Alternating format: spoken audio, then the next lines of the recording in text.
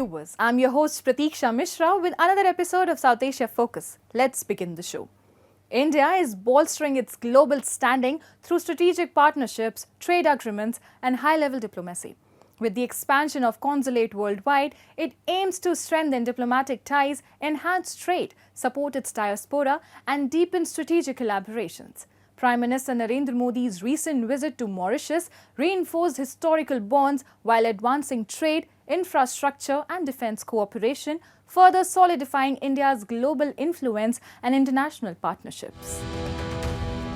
Mauritius, a strategic Indian Ocean nation, holds immense significance for India due to historical ties, cultural bonds and its key maritime location.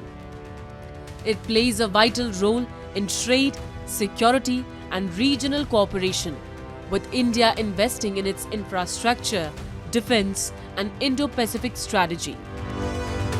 Prime Minister Narendra Modi's visit as the chief guest at Mauritius National Day underscores the deep-rooted ties between the two nations and India's commitment to strengthening bilateral relations. During the visit, he met President Dharambir Gokul, Prime Minister Naveen Chandra Ramagulam and other senior leaders. A key aspect of the visit was India's support for Mauritius' sovereignty over the Chagos archipelago, which has been a joint British-US military base since the 1970s. This stance aligns with India's broader Indian Ocean strategy to counter China's influence. Mauritius, an offshore financial hub linking Africa and Asia, considers India a major trading partner. Bilateral trade surged by 132% over 17 years, reaching $554.19 million in 2022-23. The India-Mauritius partnership is integral to India's Sagar vision and its broader engagement with the Global South. India is a proud partner in capacity building in Mauritius. Friends, Mauritius, with large ocean territories, needs to secure its resources from illegal fishing, piracy and crimes. As a trusted and reliable friend, India works with Mauritius to protect your national interests and secure the Indian Ocean region. India has been actively engaged in various development projects in Mauritius, providing nearly $1.1 billion in development assistance over the last decade. These projects include the Metro Express, small-scale people-oriented projects, and grant assistance. Mauritius is home to a significant population of Indian origin, accounting for nearly 70% of the island's 1.2 million residents. This demographic connection has fostered a unique bond between the two countries. We have our Indian Ocean Region Association Secretariat, which is an Indian initiative, is located in Mauritius. They are part of the Indian Ocean Conference strategies, and today, when Prime Minister Modi is there, several agreements have been signed to further strengthen the maritime cooperation. So it is a very close strategic partner. India's investment in Mauritius port infrastructure and military training strengthens security ties, supports its Indo-Pacific vision, and enhances strategic connectivity, securing vital trade routes in the Indian Ocean. India maintains a vast and dynamic diplomatic network, including embassies in key capitals, high commissions in Commonwealth nations, and consulates in major cities worldwide. It also has permanent missions to global organizations such as the UN, WTO, UNESCO, ASEAN, and the Commonwealth. Further expanding its global presence, India has recently opened new consulates in Russia, the US, the UK, and Australia. These strategic initiatives enhance bilateral relations and provide better services to Indian citizens abroad, reflecting India's commitment to global engagement and diplomatic outreach. Focus number one is to obviously serve the Indian community, which is about 10,000 and growing. Focus number two is to explore the economic opportunities here. And we see those opportunities increasing because our ties with the UK are deepening. And this is also a meeting point in a way for the UK with the European Union. Focus number three is actually education and technology. India's expanding diplomatic network reflects its commitment to global engagement, economic growth, and community service. By strengthening bilateral ties and opening new consulates, India enhances international cooperation, supports its diaspora, and advances strategic interests in trade, education, and technology worldwide.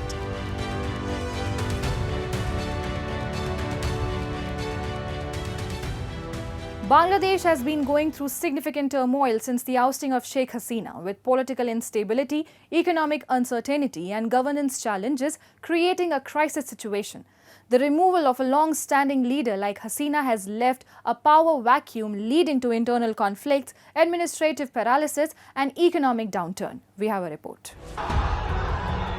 Hundreds of protesters from the banned Islamist outfit Hizb ut-Tahrir chanted slogans demanding an Islamic caliphate in Bangladesh.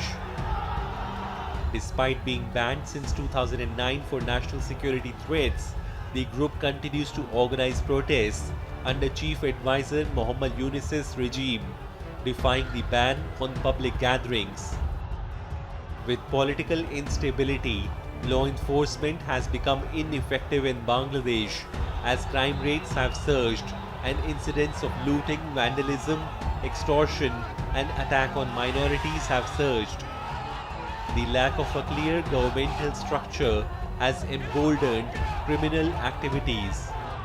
Bangladesh's Jatiya Party, a former Awami League ally, has urged free and fair elections, with leader Masroor Molla warning that investment will remain stagnant until polls are announced. What we see for the last 6-7 months, this interim government is running the country. So far, we haven't seen any development except what we see every day, the crime rate is rising. Economy is completely deteriorated because no new investors are coming at the moment in Bangladesh. Bangladesh's economy, which saw rapid growth under Hasina's administration, now faces severe challenges. Investor confidence has dropped, the stock market is unstable, and inflation is rising. The textile and garment industry, a key economic pillar, is struggling due to trade policy uncertainty. Meanwhile, Bangladesh's diplomatic standing has weakened as global powers reassess their ties. Uncertain relations with India and Western nations are affecting trade agreements and foreign aid. Public frustration over instability is mounting, with frequent protests and strikes disrupting daily life and economic activities.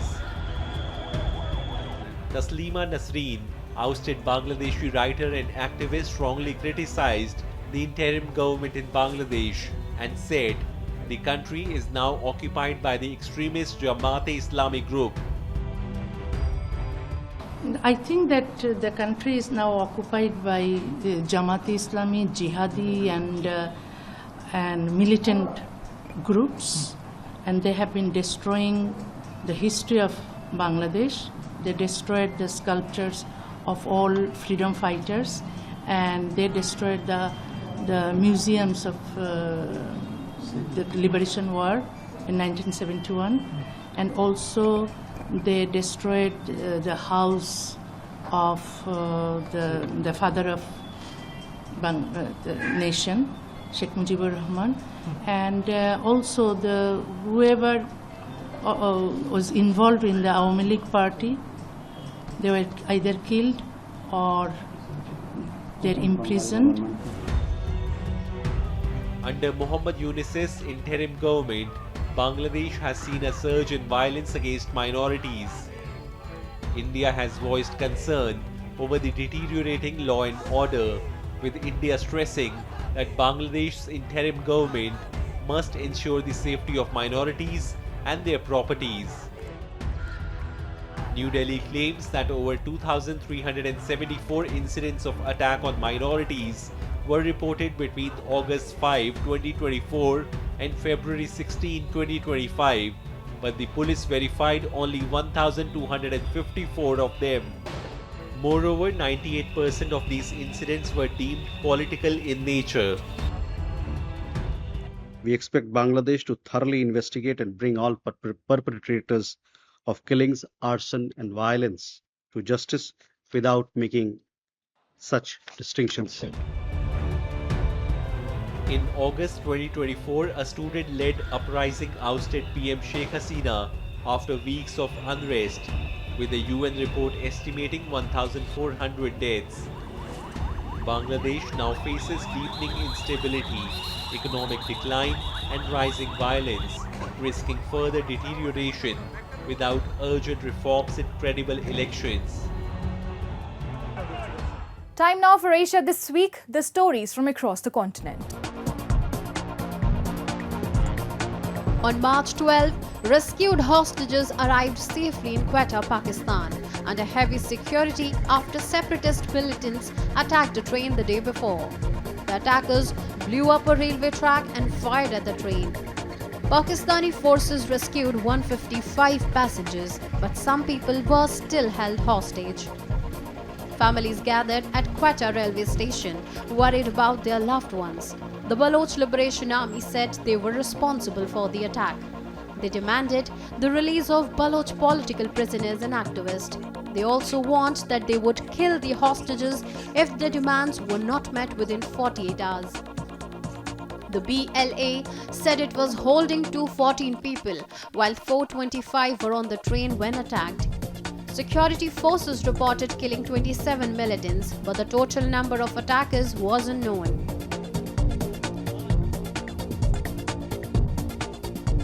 After the US blocked Iraq from paying Iran for electricity, Iraq is looking at Qatar and Oman as backup options if gas imports are also affected. The US ended a waiver that allowed Iraq to pay Iran for electricity since 2018. However, Iraq's bigger trade with Iran is in gas, receiving up to 50 million cubic meters daily under a 5-year deal. Losing this supply would cut Iraq's electricity output by a third. To prepare Iraq's plan to lease a floating LNG terminal from UAE-based Breeze Investment. The terminal, expected to start by mid-year, will be at Khor al-Zubair port and supply gas via pipeline to Basra.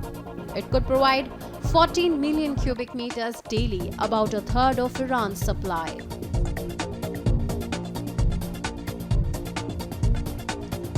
On March 8th, villagers in Bulgaria celebrated St. Theodore's Day, also called Horse Easter, by decorating their horses and enjoying folk music and religious chants.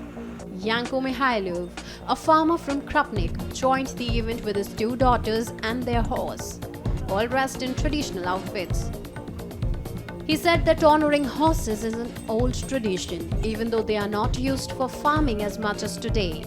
Krupnik's mayor, Alexander Revanashki, explained that horses have been important in Bulgarian culture since the time of Bulgars, a nomadic people who lived on horseback. During this festival, people organize horse races and strength competitions, where horses pull heavy loads, keeping the tradition alive. As Ramadan unfolds, the spirit of festivity in Pakistan is being overshadowed by soaring prices of essential goods. From food items to clothing, the cost of living has surged, making it increasingly difficult for ordinary citizens to celebrate the holy month as they traditionally do. Markets are filled with frustration as families cut back on traditional iftar meals and Ramadan shopping. Despite claims of falling inflation, the reality on the ground tells a different story. People are struggling and relief seems nowhere in sight. Pakistani citizens are struggling with soaring prices of essential goods as Ramadan begins, turning a month of spiritual reflection into one of economic hardship. From vegetables and oil to fruits, spices and even clothing, prices have surged sharply since the holy month started, leaving families unable to afford the traditional iftar meals they once enjoyed. Locals expressed deep frustration over rising costs, accusing authorities of failing to curb inflation. मैं रमज़ान से एक हफ़्ता पहले आया था कि मैं 50% का फ़र्क था, अभी 50% इन्होंने महंगी कर दी हर चीज़, फिर ड्राई फ्रूट हो या फ्रूट हो, अभी मैंने मसाले लिए, मसाले भी बहुत महंगे हैं, हर चीज़ महंगी दी है। ऐसे लगा जैसे रमज़ान शुरू हुआ इन्होंने चीज़ें बढ़ा दी। अब गरीब आदमी, मैं मिडिल क्लास आदमी हूँ, मैं भी रो रहा हूँ, तो जो गरीब आदमी वो तो मुझसे ज़्यादा बेचारे, मैं मिडिल क्लास हूँ फिर भी रो रहा हूँ, तो वो ज़्यादा रो रहे होंगे जो मुझसे गरीब, जो लोअर क्लास फैमिली। कसूर आवाम का है कि आवाम बेचारी बोलती नहीं है, आवाम बोले तो ये हुक्मरान सुने, हुक्मरान तो सो रहा है क्योंकि उनको तो लाखों करोड़ों रुपए तनख्वाहें मिल रही हैं, वो तो आराम से आराम खा रहे हैं पी रहे हैं, उनको आवाम से क्या गरज है? आवाम मरे, भूखी मरे, सूखी मरे, जैसे मरे, किसी को रोज़ी मिले नहीं मिले, किसी को रोटी मिले नहीं मिले, ये तो इन्हीं को मिलती है। हुक्मरानों के पास है जो कुछ है भाई, हुक्मरानों को तो पैसा मिल जाता है ना बैंकों से, उनका क्या है? आवाम मरती है भूखी परेशान। Pakistan's inflation, which hit a record 38% in May 2023, has since plummeted to a near-decade low of 1.5% this February, according to official data. Yet, despite the sharp decline, essential goods remain unaffordable for many. The economic crisis stems from years of financial mismanagement and a heavy reliance on foreign aid. The country's economy was stabilized under a $7 billion IMF program last year. But the resulting austerity measures, tax hikes, subsidy cuts, and rising utility prices have deepened economic distress. These so-called reforms have done little to control price gouging in the markets, leaving citizens frustrated and struggling to make ends meet. Many are too fearful to protest, wary of government retaliation during Ramadan. आवाम इसलिए ये मजबूर हैं, डरते हैं, government से police गिरफ्तार करेगी, कोड़े मारेगी, मारपीट करेगी, इसलिए वो डरते हैं। हकीकत यही है। क्या चीज़ें महंगी हैं? महंगाई, तेल, खाने का तेल, दाल, चने, बच्चों के लिए फ्रूट ले लो, फ्रूट नहीं खा सकता है गरीब आदमी, फ्रूट देख सकता है लेकिन खा नहीं सकता है। कपड़ा महंगा, जूस महंगे, जितना आज जो रेट है कल दूसरा रेट, अभी 10वें रोजे के बाद और बढ़ाएंगे बाबा। As the month progresses, the public is calling for greater accountability from both market authorities and the government to ensure that the needs of ordinary citizens are met during this holy period. However, given the state's long history of economic mismanagement and neglect, hopes for immediate relief remain dim. Tea is an important part of Indian mornings and a big industry that makes India one of the world's top tea producers. Famous for its rich taste, Indian tea from Assam, Darjeeling, Nilgiri and Munnar is loved by people all over the world. Though tea farming in India started later, it has a strong history. The British introduced tea here and it soon became a popular drink across the country. Munnar, with its beautiful tea gardens and 150-year-old tea tradition, is a special place for tea lovers. The Munnar Tea Museum keeps this history alive, attracting visitors and tea fans.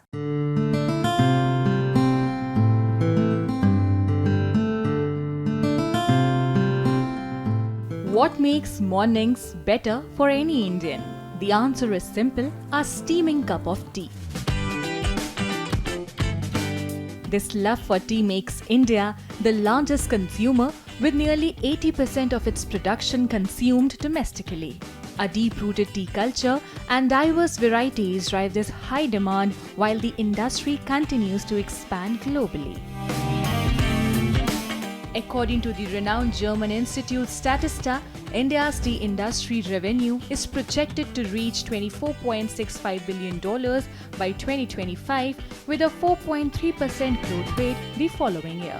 Additionally, Customer Market Insight estimates the organic tea market will grow by 10 to 12%, driven by high-quality production and a commitment to excellence. We produce teas. Thereafter, it goes through a check of quality control, which comes to our office over here. An organoleptic test is done in the tasting room, where every batch gets tasted and tested in our R&D department. Only thereafter it goes for final packing or allocation to our buyers. Heavy investments in tea processing have boosted India's production and quality, aided by modern techniques and automation. GI tags for Assam, Darjeeling and Nilgiri teas have strengthened their global reputation. Meanwhile, Munnar, a scenic gem in Kerala's Western Ghats, is emerging as a key tea hub. Its renowned tea brands are enjoyed across India and beyond. And we produce a wide variety of teas, starting from black teas, which include orthodox teas as well as CTC teas, and a wide variety of green teas. We also make specialty teas, white teas, and the whole range, also including flavor teas of different flavors. Production, productivity and all is very important. Similarly, quality is the thrust which has been given right now. So we come and pluck at a 20 to 22 days plucking interval. That's when the, that also depends upon the age of the field. So for a younger field, we come and pluck on a 15 to 16 day interval. For an older field, we'll pluck at a 22 to 24 max. So that depends upon the age of the field and the growing condition. Tea plantations boost both the economy and tourism, offering visitors scenic beauty and tranquility. They also support environmental conservation by preserving lush greenery and natural ecosystems. India's tea history may be young, but it is rich. The British introduced tea cultivation, spreading its culture nationwide. Munnar, famed for its breathtaking tea gardens, has a 150-year-old tea legacy.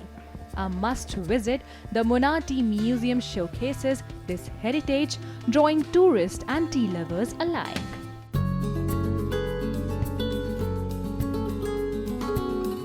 Nestled in Munnar's tea gardens, the Tea Museum is a must-visit, showcasing Kerala's rich tea heritage. It features vintage tea processing equipment, historical documents, and insights into the industry. Visitors can also witness the entire tea making process, from leaf selection to brewing. I really love all kinds of tea, and I didn't know a lot about how it's made, where it comes from. So I really enjoyed the demonstrations. Getting to hike through some of the the bushes today or the trees today was awesome. The Munnar Tea Museum showcases vintage tea processing equipment, tracing the evolution of tea production. It also highlights Munnar's tea heritage and its impact on Kerala's economy and society. Visitors can enjoy freshly brewed teas and a diverse tasting experience, making it a must-visit for tea enthusiasts.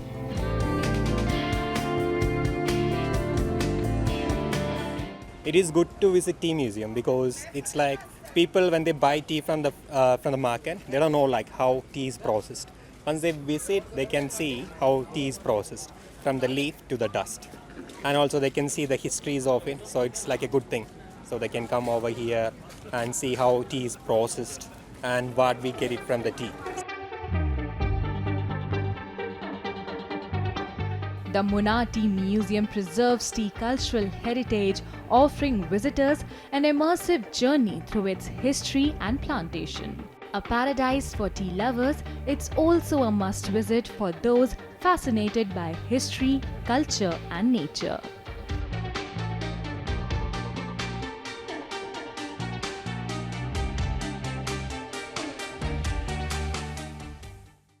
Tea in India is not just a beverage but a legacy that continues to thrive, blending history, culture and flavor in every sip.